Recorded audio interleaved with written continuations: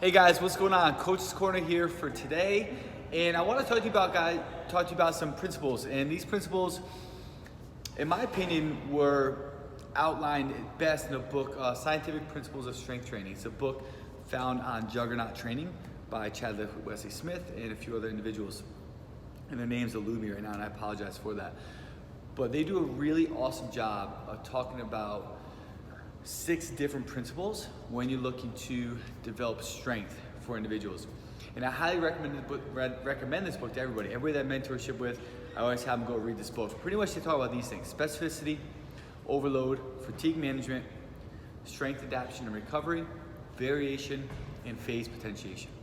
Now these are all things that you need to take into account when you're writing a program, okay?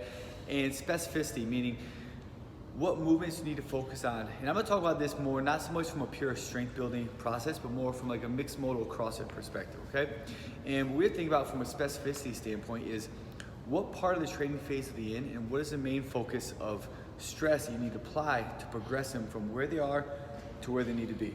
Okay, that's key for all coaches and programmers to understand.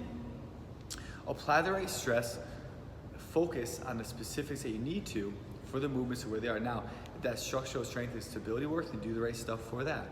If you've gotten there and now we're focusing on this pure strength, add the predominant stressors there, right? So understand the specificity of what you're doing for the individual and for their lifts and for the progression work for that. Everything is in regards to kind of layering and building, right? So we got to take that into account.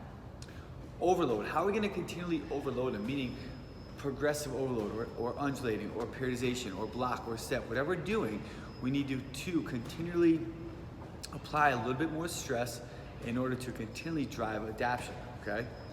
Fatigue management. Now this is, in my opinion, one of the most important things that we can do when we're programming from a mixed modal perspective, or really for anything, right? It's like, how are you guys managing fatigue? You have to first take into account that fatigue occurs not just inside the weight room for individuals, right? But fatigue is going to occur with everything that we do. So their sleep, their nutrition, or lack thereof, their relationships, financials, that all is gonna come into account. It's all gonna pull from that internal bank account. And the better that we can manage fatigue for these people from an individualized perspective to coincide with what's happening, and in order to allow the recovery to occur and how fatigued they are, the better we're gonna become as coaches and the better the athletes will become.